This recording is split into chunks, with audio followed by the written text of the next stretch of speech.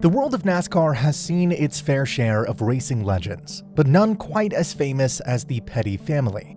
Adam Petty, the fourth generation of the racing dynasty, was a rising star who was known for his fierce determination and humble nature. But one fateful day, the world of motorsport would witness a horrifying tragedy.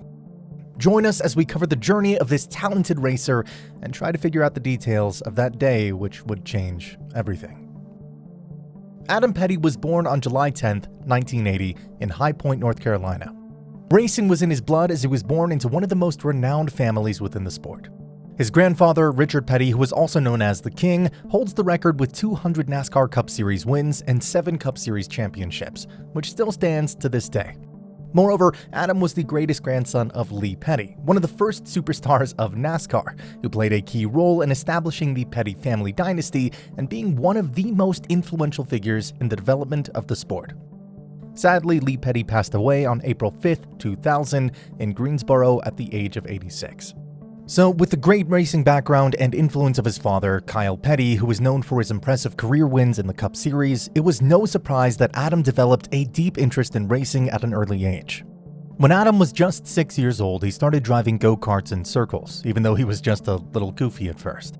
Growing up, Adam loved listening to racing stories of his grandfather and sometimes even attended races with his family, where he would sit in the car and dream of one day racing himself.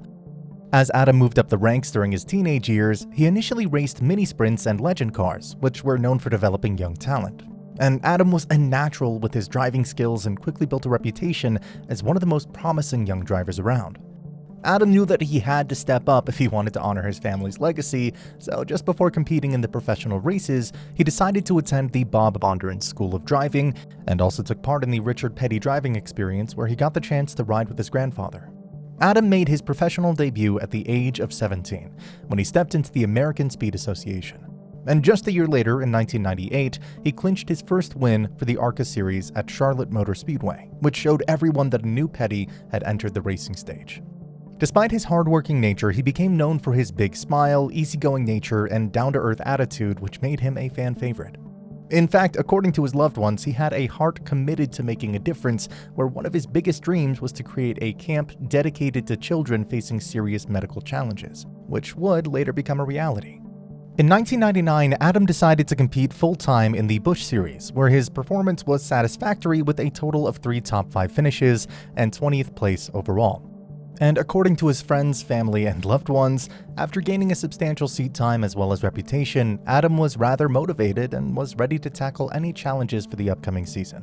However, in a tragic twist of fate, it would be that same Busch 200 race which would ultimately claim his life just a year later.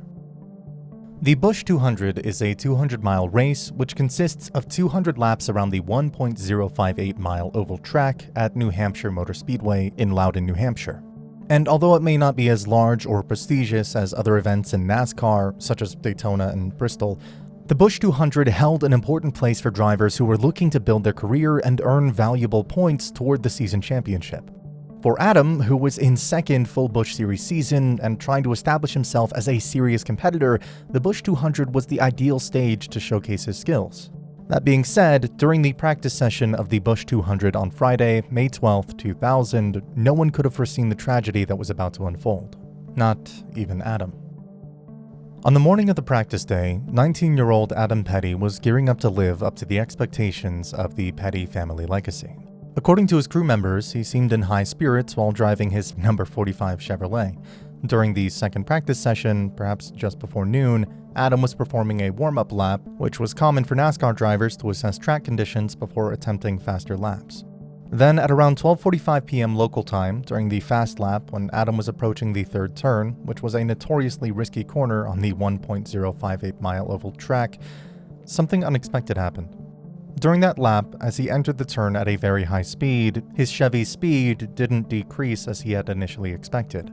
And because he was unable to slow down properly or even control his trajectory, Adam's car grazed the inside retaining wall early in the turn. During that split second, his Chevrolet spun out of control and crashed almost head-on into the concrete wall at a devastating speed.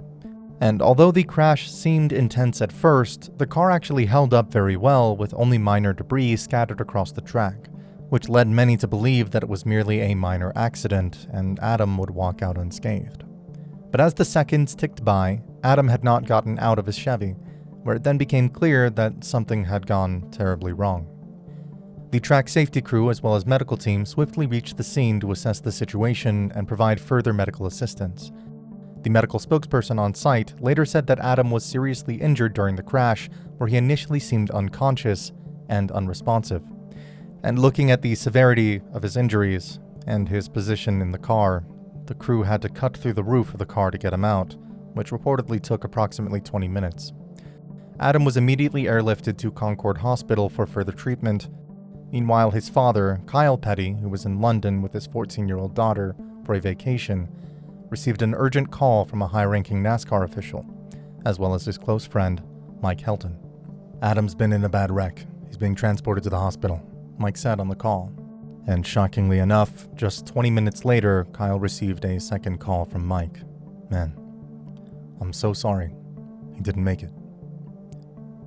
Despite the efforts of the medical team, Adam succumbed to internal bleeding and was pronounced dead upon arrival at the age of 19. Adam Petty's official cause of death was revealed to be a basilar skull fracture, which was in fact the same fatal injury that would later claim the lives of Dale Earnhardt Sr. and Kenny Irwin Jr. To put it more simply, when his car suddenly crashed into the wall, his head snapped forward violently, similar to the jerking motion that occurs when a moving vehicle suddenly stops. And this sudden shift in momentum caused a severe trauma at the base of the skull and neck, which then resulted in a serious fracture. According to the investigation, which was carried out after the tragic accident, Adam was traveling at around 130 miles an hour when his Chevy experienced a mechanical problem called hung throttle, which meant that the accelerator pedal was stuck in an open position. Because of this rather unusual fault, the car accelerated uncontrollably instead of slowing down. And although he tried to apply the brakes and regain control, the stuck throttle made it almost impossible to navigate, where his car then crashed into the wall at a speed of 150 miles per hour.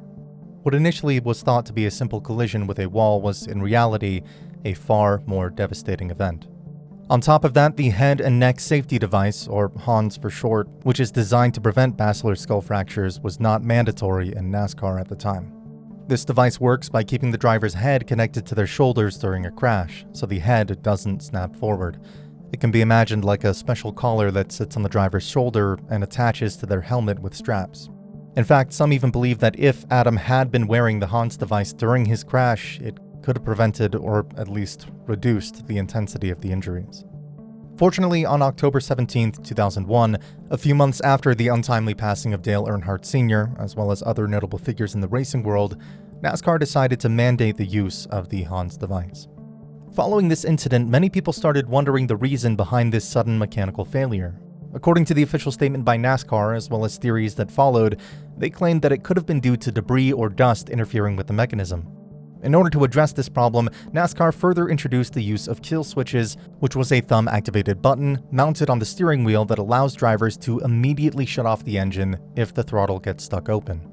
One would say that Adam became the key reason the sport started seriously considering driver safety, while also ensuring that such tragedies would never happen again in the future. Adam Petty's untimely passing was quite a blow to the NASCAR racing community as well as his family, who lost not just a promising young talent but also the precious part of family lineage. On May 16, 2000, just 4 days after the incident, a private funeral service took place in Lavelle Cross, North Carolina, right near the Petty family's hometown. According to the public reports, the service was attended by thousands of people, including some of the big names in the racing community and close friends and family. Adam Petty wasn't just part of this racing family by name. He lived and breathed what it meant to be a Petty. His passion for racing went beyond the track, and we lost a very special person, Richard Petty said while expressing his grief. In the same year, Kyle Petty, who initially drove the number 44 Hot Wheels-sponsored Pontiac, decided to drive the number 45 car in the Busch series in his son's memory.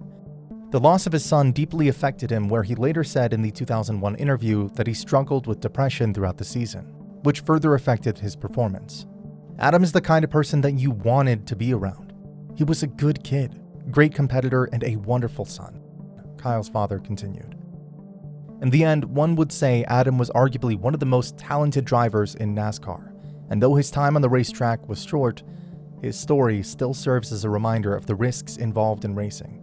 He was a loved son, a brilliant driver, and a bright star that shone too brightly while lighting the path for the next generation of drivers. So if you liked this video and want to watch more shocking stories like this, then make sure to check out the rest of our videos. Also, if you're new here, then don't forget to drop a like and subscribe to our channel. That's all for today, and we'll see you in the next video.